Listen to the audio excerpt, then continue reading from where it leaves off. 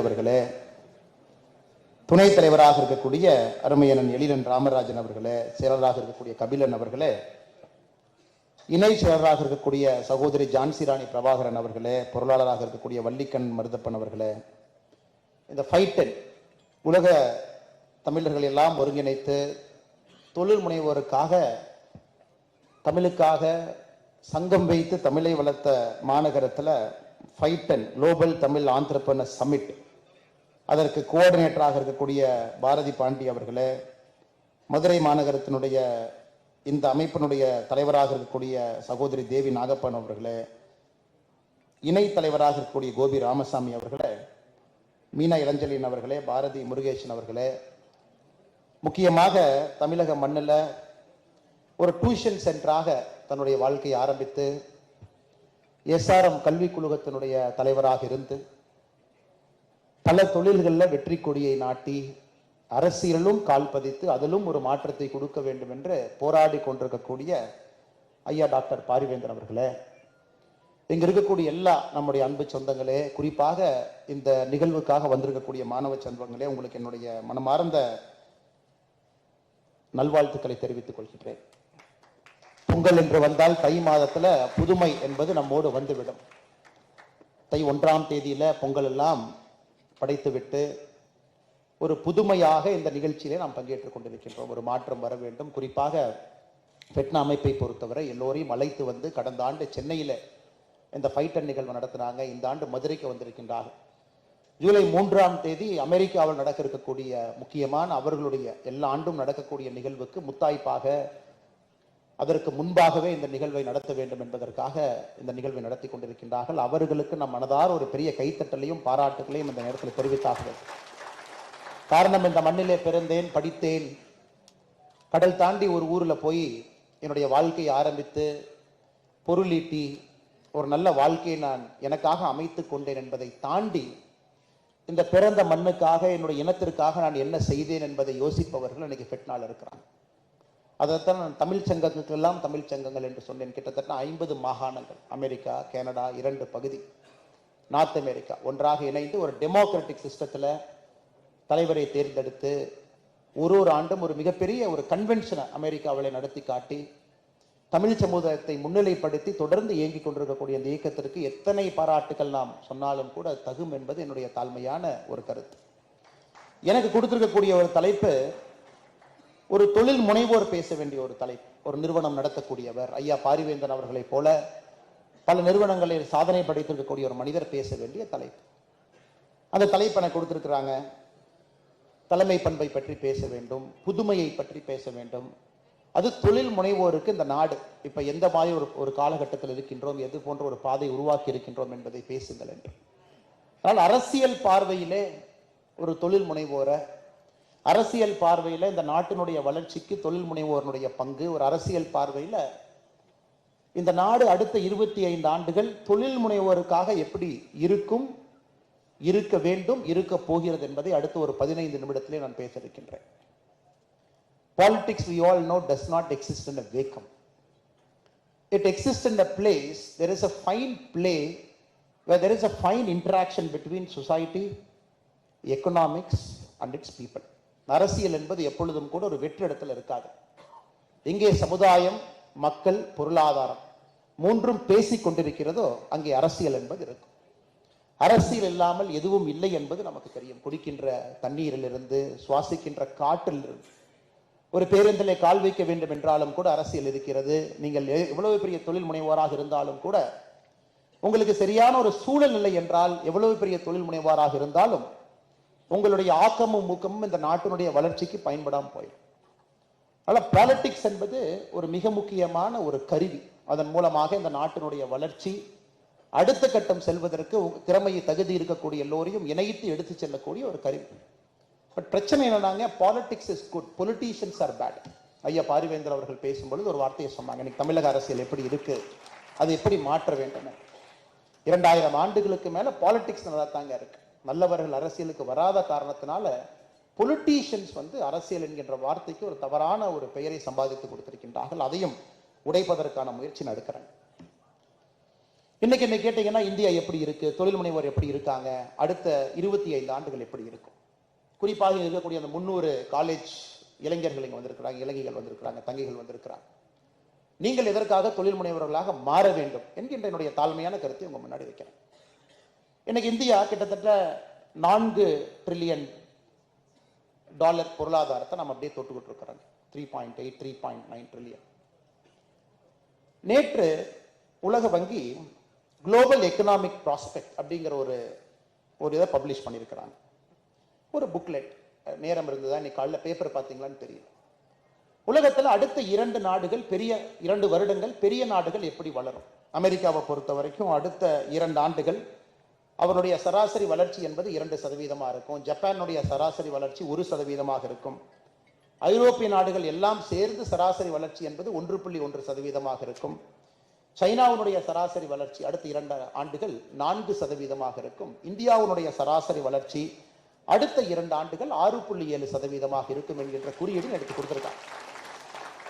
அப்ப நமக்கு தெரியும், India is growing faster than Japan, faster than China, faster than US. But அந்த நாடுகள் ஏற்கனவே வளர்ந்துட்டாங்க. It's a big base effect. பாத்தீங்கன்னா பெரிய நாடுகள் $32 ட்ரில்லியன் அமெரிக்கா, சைனா பாத்தீங்கன்னா $17 ட்ரில்லியன். பெரிய பேஸ்ல வளர்ச்சி குறைவா இருக்கு. இந்தியாவை பொறுத்த வரைக்கும் சின்ன பேஸ்ல நிறைய வளர்ச்சி இருந்தா தான் அந்த நாட்டை நம்ம பிடிக்க முடியும். நாம 4 ட்ரில்லியன், நம்மை விட 8 மடங்குல இன்னைக்கு அமெரிக்கா இருக்காங்க, 32 ட்ரில்லியன்ல இருக்காங்க. ஸோ ஐயா பேசும்போது ஒரு வார்த்தையை சொன்னாங்க, ஒரு பெரிய நாட்டினுடைய வளர்ச்சிக்கு முக்கிய காரணமாக இருந்தது அந்த நாட்டினுடைய பொருளாதாரம். அந்த பொருளாதாரத்திற்கு முக்கிய காரணமாக இருந்தது தொழில் முனைவோர் அப்படிங்கிற ஒரு வார்த்தையை பயன்படுத்தினாங்க. முற்றிலும் உண்மை, முற்றிலும் உண்மை. இன்னைக்கு இந்தியா 4 ட்ரில்லியன்ல இருந்து நம்முடைய இலக்கு 2047 $55 ட்ரில்லியன், $55 ட்ரில்லியன் நம்ம வர வேண்டும் என்றால் நீங்க கணக்கு போட்டுக்குங்க, கிட்டத்தட்ட 13 மடங்கு வளர வேண்டும். அடுத்த 23 ஆண்டுகள்ல இப்ப இருந்து 13 times we have to grow. 13 times. சுதந்திரம் கிடைச்சி 75 வருஷத்துல எவ்வளவு நம்ம வளர்ந்தோமோ அது 13 மடங்கு வளர்ந்தால் $55 ட்ரில்லியன். இன்னைக்கு நாம $4 ட்ரில்லியன் இருந்து அடுத்த 23 ஆண்டுகளுக்கு 55%, எல்லா ஆண்டும் 55% grow ஆனீங்கன்னா நாம் மொத்தமாக 4 times grow ஆயிருப்போம். 4 trillion into 4, 16 trillion reach ஆயிருக்கும் 2047. இன்னையிலிருந்து நீங்க 8% grow ஆகுறீங்க. Every year 8%. 2047 முடியும் பொழுது 6.2 times grow ஆயிருக்கும். அப்ப 25.2 ட்ரில்லியன். ஒருவேளை இன்னையிலிருந்து 10% நீங்க grow ஆனீங்கன்னா 2047 முடியும் பொழுது 9.8 times, 10 மடங்கு வச்சுக்கலாம், 40 ட்ரில்லியன் grow ஆயிருக்கும். ஆனா இன்னைக்கு நாம 55 ட்ரில்லியன் சொல்றோம். அப்படின்னா உலகத்துல எந்த நாடும், எந்த ஒரு சுதந்திர நாடும், எந்த ஒரு ஜனநாயக நாடும் 20 ஆண்டுகளே 7% வளர்ந்தது கிடையாது. China grew at 7.2% for 20 years. இன்னைக்கு இந்தியா 23 ஆண்டுகள் தொடர்ச்சியாக 10% மேல வளர்ந்தா இந்த நாடு $50 ட்ரில்லியன் எட்டி பிடிக்கலாம்.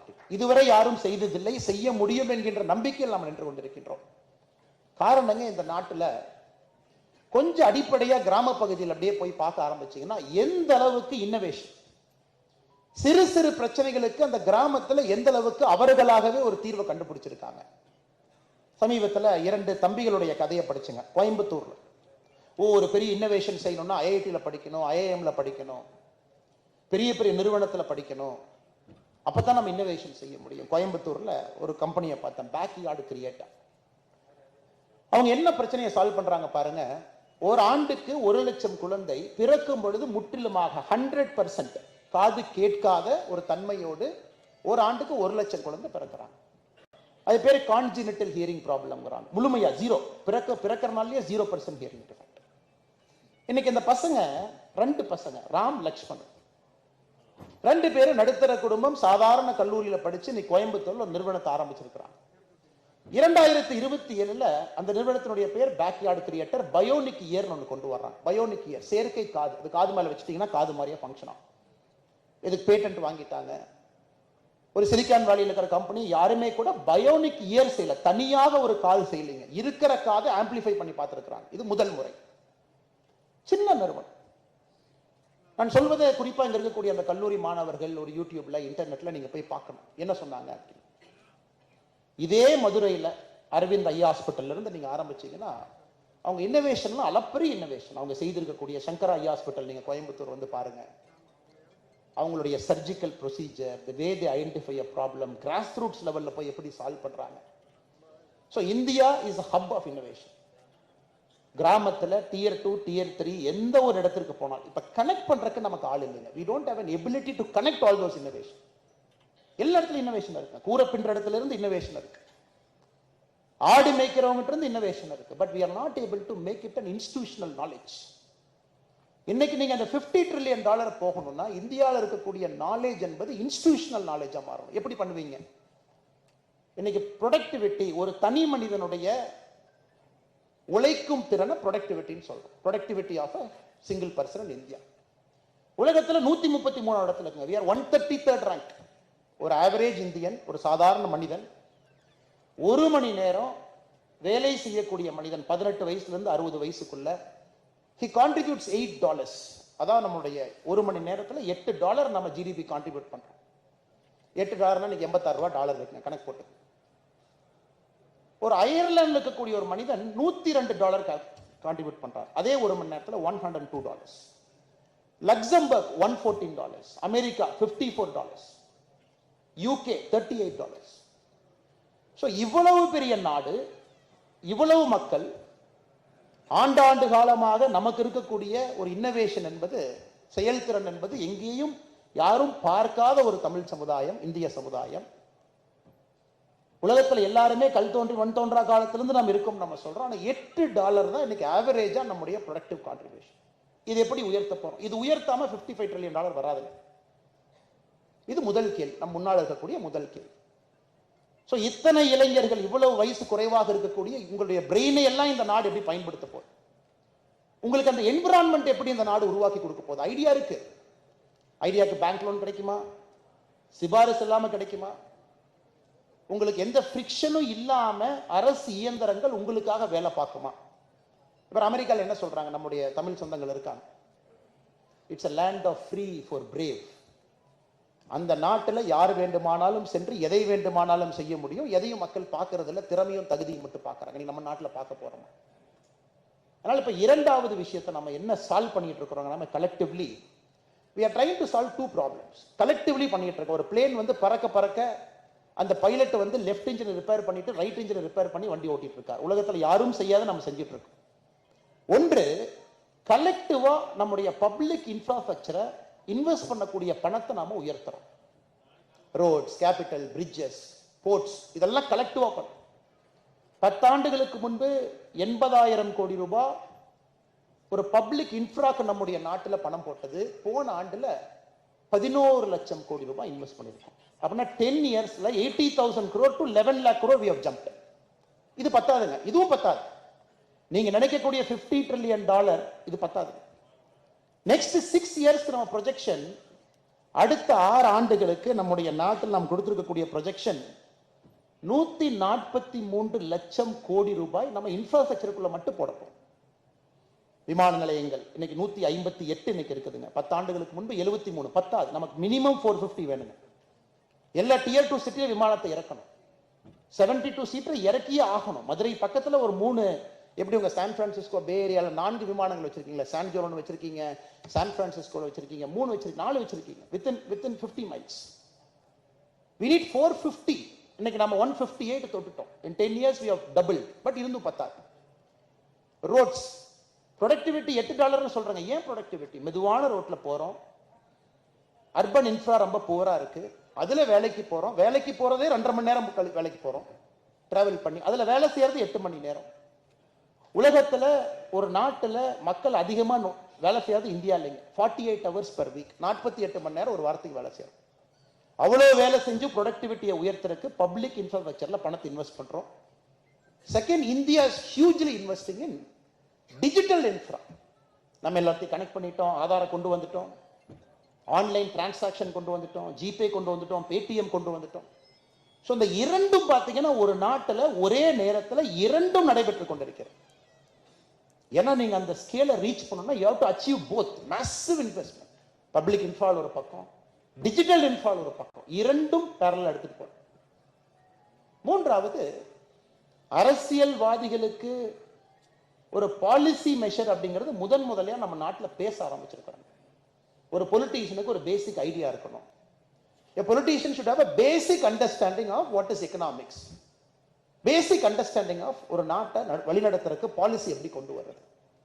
இன்னைக்கு நம்ம நாட்டில் பார்த்தீங்கன்னா பாலிசியை நோக்கி பேசக்கூடிய ஒரு அரசியலை நோக்கி நம்ம போக ஆரம்பிச்சோம் எல்லா ஸ்டேட்டுமே. இன்னைக்கு இந்த சூழலில் நம்ம நின்று பேசிக் கொண்டிருக்கின்றோம். லீடர்ஷிப் வேணும், இன்னோவேஷன் வேணும், ஒரு பொலிட்டிக்கல் வில் பவர் வேணும், கமிட்மெண்ட் வேணும். இந்த நாடு அடுத்த கட்டம் செல்வதற்கு இதையெல்லாம் நாம் செய்ய வேண்டும் என்று பேசிக் கொண்டிருக்கின்றோம். இதுவும் பத்தாதுங்க. If you ask me, even this is not enough. This is also scratching a surface. ஒரு சர்ஃபேஸை ஸ்கிராச் பண்ணிட்டு இருக்கோம். இந்த நாட்டினுடைய பொட்டன்ஷியல், இருக்கக்கூடிய மக்கள், நமக்கு இருக்கக்கூடிய திறமையை முழுமையாக இந்த நாடு பயன்படுத்தி இருக்கா? அதற்கு ஒரே ஒரு உதாரணத்தை உங்கள் முன்பு அடுத்த 5 நிமிஷத்துல வைக்கணும் அப்படிங்கிறது என்னுடைய ஆசை. இன்னைக்கு கூகுள் சர்ச் சாட் ஜிபிடி 4 5 வந்துருச்சு. பட் அது உங்களுக்கு என்ன பப்ளிக்கா ஃப்ரீ வெர்ஷன் வரல. சாட் ஜிபிடி 4 எடுத்துக்கலாம். இங்கே ஒரு நண்பர் கூகுள்ல நான் பேசுற சர்ச் பண்றாரு. ஓகே, பேக்யார்ட் டெவலப்பர்னு சொன்னாரு, அண்ணன் சொன்னது உண்மையா, கோயம்புத்தூர்ல அந்த கம்பெனி இருக்கா? இங்க ஒரு நம்பர் சாட் ஜிபிடி 4ல பண்றாரு. So the person who is searching in chat GPT 4 is consuming 11.4 times more energy than a Google search. இன்னைக்கு chat GPT 4ல நீங்க சர்ச் பண்றீங்கன்னா கூகுள்லி தட்டுறீங்க chat GPT 4, it is consuming 11.4 times more energy than a query. அதே single query, ஒரே answer, ஒரே question, it consumes 11.4. இன்னைக்கு பிரச்சனை என்னன்னாங்க, artificial intelligence எல்லாம் வந்துருச்சு, வர ஆரம்பிச்சிருச்சு. ஆர்டிபிஷியல் ஜெனரேட்டிவ் இன்டெலிஜென்ஸ் ஏஜியை நோக்கி போயிட்டோம். Very soon will be achieved. இந்த டியூரிங் டெஸ்ட்னு சொல்லுவாங்க, 1950ல இருந்த ஆலன் டியூரிங்கோட டெஸ்ட். என்னைக்கு கம்ப்யூட்டர் மனிதனா மாறுங்கிறத நம்ம 75 ஆண்டுகளா டெஸ்ட் வச்சுக்கிட்டே இருக்கோம். 1950 he presented that pioneering paper in Cambridge.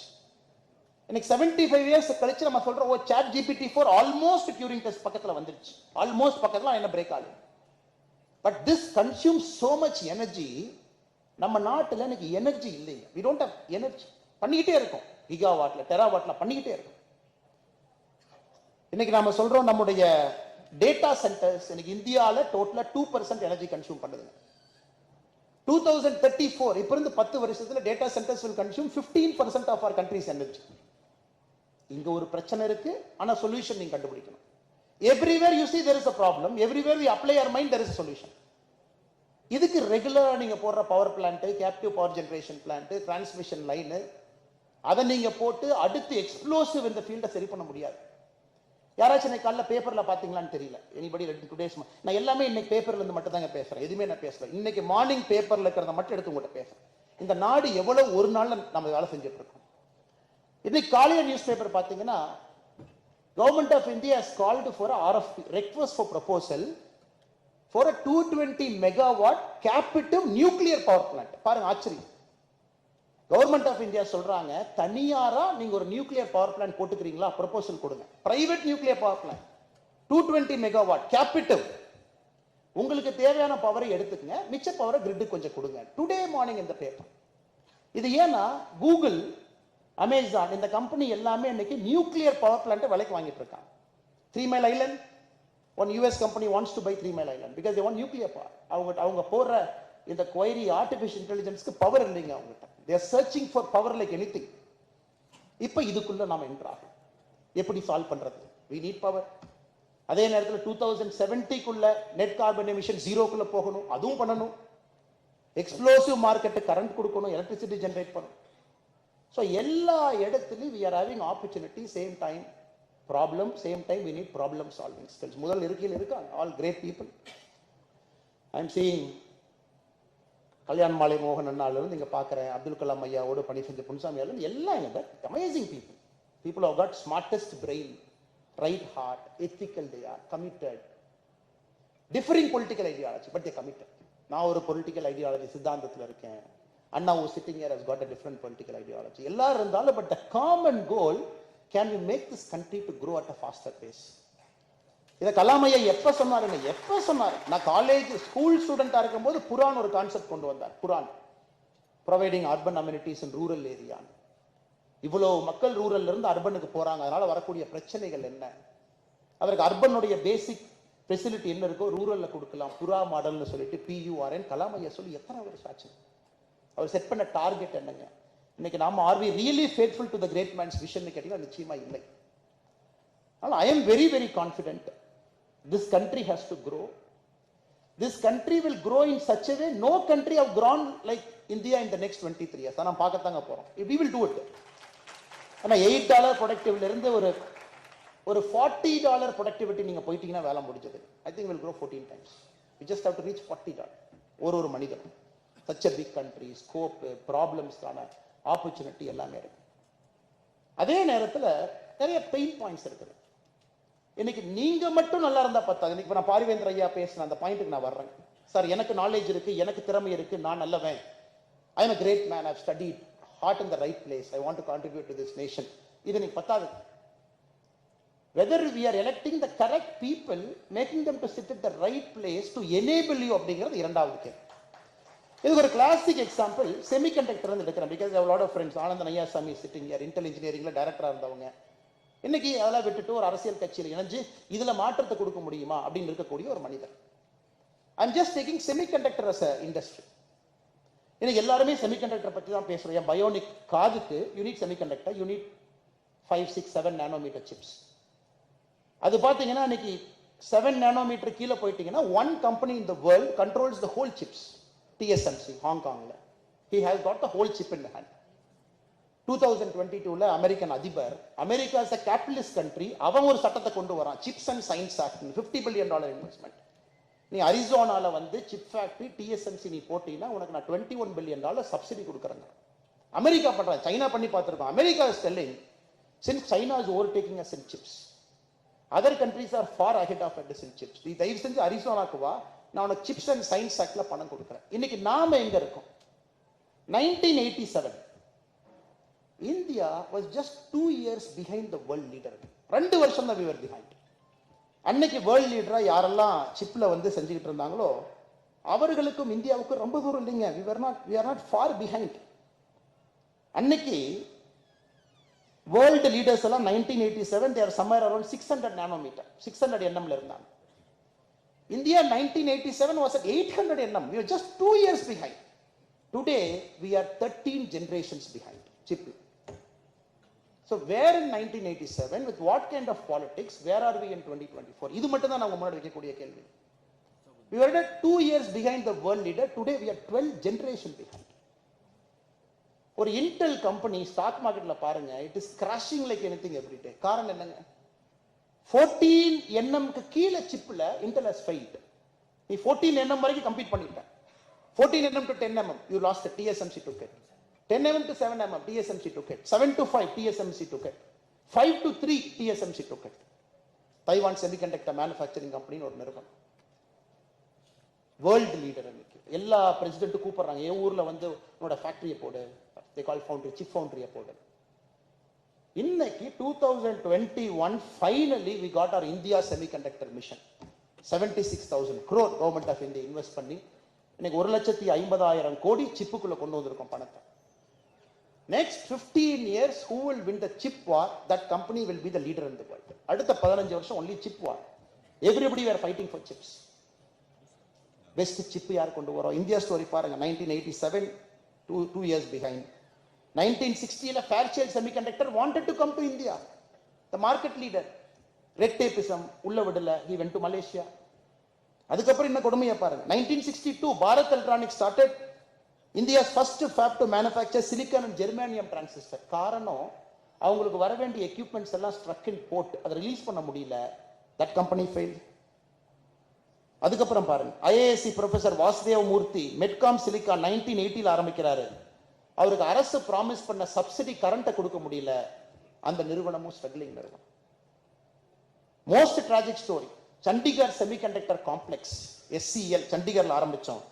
1984ல 89 ஃபயர்ல எல்லாம் பர்ன் ஆச்சு. அன்னைக்கு போன கம்பெனி இன்னைக்கு போச்சு. 1990ல இன்னொரு விஷனர் ES ராமமூர்த்தி அவர் ஆரம்பிக்கிறாரு. ஆனா யாருமே ஒரு புரோட்டோகாலை கூட அவரால் ஃபாலோ பண்ண முடியல. அந்த பியூரிட்டி ஆஃப் த ப்ராசஸ், யார் வேணாலும் நடக்கலாம், யார் வேணாலும் போடலாம், கதவு திறந்து யாரும் உள்ள வாங்க, அதுவும் போச்சு. மிட் 2005 மேஜர் மல்டிநேஷனல் கம்பெனி இங்க நம்ம ஊர்ல சிப் போடுறதுக்கு வந்தாங்க. எகெயின் அவங்களுடைய mission imported from US was stuck at the port for 7 months. சைனாக்கார் அப்படியே என் ஊருக்கு வாங்க, லேண்டை கொடுக்குறாரு, அந்த மிஷினோட அப்படியே சைனா கொண்டு போய் இன்னைக்கு அவங்க ஒரு வேர்ல்ட் லீடர். ஸோ கேள்வி நீங்க கேட்க வேண்டியது, இன்னைக்கு உங்களுக்கு இருக்கக்கூடிய பொட்டன்ஷியலை பயன்படுத்துறதுக்கு அரசியல் சூழல் உதவிகரமா இருக்கா அப்படிங்கிற கேள்வி நீங்க கேட்கணும். whether God given potential all of us have, whether that potential to exhibit, do we have a platform? அது இந்த ஃபெட்னால அது மேபி அதற்கு தான் என்னை கூப்பிட்டுருக்காங்கன்னு நானே நினைச்சுக்கிறேன். Maybe that is why they call me, because I never founded a company. I am not an inventor, I am not an innovation guy. Probably they have called me only because they know the next 25 years we need willpower and commitment. இன்னைக்கு தமிழ்நாட்டுக்கு தேவை ஒரு லீ காங் Yew. தமிழ்நாட்டுக்கு தேவை Lee Kuan. we need a Lee Kuan without a வேணும். you need a Lee Kuan vision. அடிச்சு கொண்டு போய் அங்க கொண்டு நிறுத்தல. 1960 சிங்கப்பூர், 1980 சிங்கப்பூர், 2005 சிங்கப்பூர். அந்த வருஷம் எத்தனை நாள் president, prime minister, emeritus minister, 40 வருஷம் அப்படியே அடிச்சு சிங்கப்பூர் கொண்டு குளோபல் உட்கார வச்சிட்டார். Probably we need a Deng Xiaoping kind of leader. 1960 சைனாக்கு Deng Xiaoping கிடைச்சாங்க. We need that kind of leader for Tamil Nadu.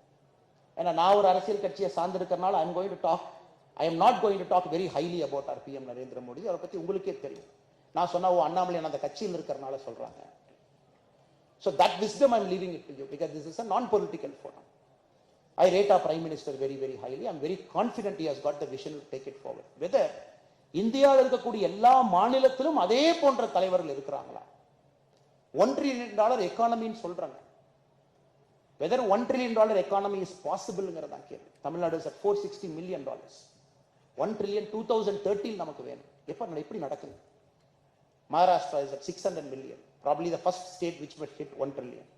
அதனால இன்னைக்கு இருக்கக்கூடிய இளைஞர்களுக்கு எந்த அளவுக்கு இன்னோவேஷனுக்கு நீங்க மரியாதை கொடுக்குறீங்க, எந்த அளவுக்கு இதெல்லாம் நீங்க செய்யணும்னு நினைக்கிறீங்களோ, ஒரு பொலிட்டிக்கல் ப்ராசஸ்க்கும் நீங்க ரெஸ்பெக்ட் பண்ணணும் அப்படிங்கிறது என்னுடைய அன்பான வேண்டுகோள். You should be the enabler to create a political understanding among the common public. நமக்கு இது வேணும், இங்க நம்ம போறோம்.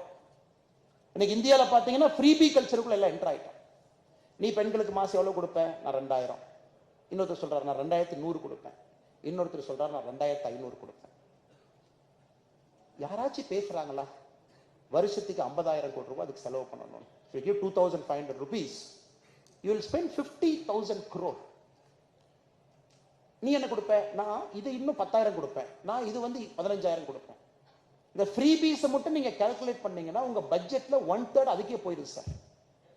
எப்படி உங்களுக்கு இன்ஃப்ரா எங்க கிரியேட் பண்றது, ரோடு எங்க போடுறது, உங்களுக்கு அந்த கண்டியூசிவ் என்விரான்மெண்ட் எங்க உருவாக்கி தர்றது, உங்க டேலண்டை எல்லாம் மார்க்கெட்டுக்கு கொண்டு வர்ற அரசு செய்ய வேண்டிய வேலை செய்யறதுக்கு எங்க சார் காசு இருக்கு? 3 லட்சம் கோடி பட்ஜெட்ல 1 lakh crore goes to freebie. 80,000 கோடி வாங்கின கடனுக்கு அசலு வட்டியும் கட்டுறக்கு அது போச்சு. 60,000 கோடி அரசு ஊழியருக்கு சம்பளம் கொடுத்தாச்சு. இருக்கிற 30,000 கோடியில் எப்படி சார் ஒரு அரசை நடத்துறது? School, quality teachers, quality roads, quality police. இன்னைக்கு இவ்வளவு பேசுறோம். ஒரு போலீஸ் ஸ்டேஷனுக்கு வண்டி போய் யாராச்சும் பார்த்துருக்கீங்களா? யாராவது ஒருத்தர் என் கூட வாங்க, கிராமத்துக்கு கூட்டிட்டு போற ஒரு கிராம போலீஸ் ஸ்டேஷன், ஒரு ஓட்ட ஜீப். நீங்க போய் பாருங்க, இன்ஸ்பெக்டர் எந்த ஜீப்ல வருவாருன்னு பாருங்க. திருட சைக்கிள்ல போனா கூட ஜீப்போட முன்னாடி போயிடும். பெண்களுக்கு பாதுகாப்புன்னு நம்ம பேசினா பத்தாதுங்க. பெண்களுக்கு பாதுகாப்புக்கு எக்யூப்மெண்ட்ஸ் இருக்கா? ஒரு போலீஸுக்கு 24 hour பேட்ரோலிங், 10 2 wheelers, ஒரு 3 4 wheeler, 24 hours சுத்திக்கிட்டே ஒரு ஏரியாவை லைட்டை போட்டு சுத்திக்கிட்டே பார்த்தாவே ஓடிடுவான். இன்னைக்கு இருக்கா? இல்லை. பிகாஸ் மணி எங்க செலவு பண்ணமோ அந்த பணம் எங்கேயோ போயிடுச்சு சார். அந்த பணம் இங்க இல்லை. 10,000 ஸ்கூல் தமிழ்நாட்டில் இன்னைக்கு கம்மியா இருக்கு. we are 10,000 school short. வரும்போது எங்கிட்ட சொன்னார், சார் FCRல கொஞ்சம் பிரச்சனை இருக்கு, நாங்க ஒரு ஸ்கூல் பில்டிங் கட்டி கொடுக்கலான்னு இருக்கிறோம், 10,000 ஸ்கூல்ஸ் தமிழ்நாடு ஷார்டேஜா இருக்கு, கொஞ்சம் ஹெல்ப் பண்ணுங்க. we are 10,000 school short. Teacher people ratio எடுத்தீங்கன்னா 10,000 பள்ளிக்கூடங்கள் இங்கே குறை. பணம் இல்லை, பணம் கொடுப்பதற்கு நம்மிடம் இல்லை. அதனால இதை மறந்துடாது. ஒரு ஆண்டர்பிரனர்ஸ் மீட்ல if you don't understand the political situation, what happened in 1987 for semiconductor will repeat in 2030, 2040, 2050. 2040 ஆகும்போது will become old. எதுக்காக 25 years? We are young now. 2040 we all will become old. We will become a graying public like Japan. Japan is the only country in the world. In 1995 they were at $5 trillion GDP. Today they are at $4.2 trillion GDP. The only country in the world which has lost 1 trillion gross economic value in the last 20 years. யோசிப்பார். Because it's a graying population. வயசானவங்க இருக்கிறாங்க, இளைஞர்கள் இல்லை. அதனால இதையும் உங்க முன்னாடி நான் வைக்கிறேன். Maybe for you to chew on, to talk about it, not to pinpoint a certain political party. இவங்கன்னு சொல்றதை விட I am looking at the mirror. எல்லா political பார்ட்டிக்கும் இந்த கண்ணாடி வைக்கிறேங்க. இந்த கட்சி அந்த கட்சின்னு சொல்றத எல்லா கட்சிக்கும் I am keeping this mirror. To ask ourselves, are we really doing something for people sitting in this room so that your dream gets realized on the ground? With this, FETNAL இருக்கக்கூடிய எல்லா மேடையில் இருக்கக்கூடிய எல்லா தலைவர்களுக்கும், இந்த அரங்கத்தில் இருக்கக்கூடிய FETNAவை சார்ந்த எல்லா அன்பு நண்பர்களுக்கும், இங்க வந்திருக்கக்கூடிய எல்லா கல்லூரி அன்பு சகோதர சகோதரிகளுக்கும், பத்திரிகை நண்பர்களுக்கும் என்னுடைய மனமார்ந்த நன்றிகளை தெரிவிச்சுக்கிறேன். அதே நேரத்தில் ஐயா பாரிவேந்தர் ஐயா நிறைய அட்வைஸ் பண்ணுவார். பாரிவேந்தர் ஐயா சில நேரத்தில் நினைச்சுக்குவாரு, என்ன சொன்னாலும் இவன் கேட்க மாட்டான், இவன் பிடிச்சதில் அப்படியே இருப்பான், அலையன்ஸ்ல இருந்து இதுல இருந்து அதுல இருந்து. Because I am very clear, conviction is the first thing in politics. Conviction எப்பவுமே இருக்கும். இவங்க வேணுமா அவங்க வேணுமான்னு சொல்ற விட நான் எப்பவுமே சொல்லுவேன், யாருமே வேண்டாங்க ஐயா, புது அரசியல் தமிழ்நாட்டுக்கு வேணும். There is no enemy, first enemy, second enemy, third enemy. Tamil Nadu needs a political revolution, new kind of revolution. அதை எப்பொழுதும் பெருமையா சொல்லுவாங்க. அது ஐயா வச்சுட்டு மேடையில மறுபடியும் சொல்றேன், அந்த conviction not even 1% like me was come for change. I will not even bring it 1% down. காலம் எங்கே கொண்டு போகுதோ காலம் கொண்டு போட்டோம். காலத்திற்கு பதில் சொல்ல வேண்டிய கடமை எனக்கும் உங்களுக்கும் இருக்கு. சாகும்போது நம்ம வேலையை செஞ்சோம் பதில் சொல்லிட்டு செத்தோம்னா போதுங்க. Power, politics, everything can stay behind for some time. அதனால் எல்லோருக்கும் நன்றி சொல்லி என்னுடைய பேச்சை முடித்துக் கொள்கின்றேன். நன்றி, வணக்கம். பாரத் மாதா கி ஜெய்.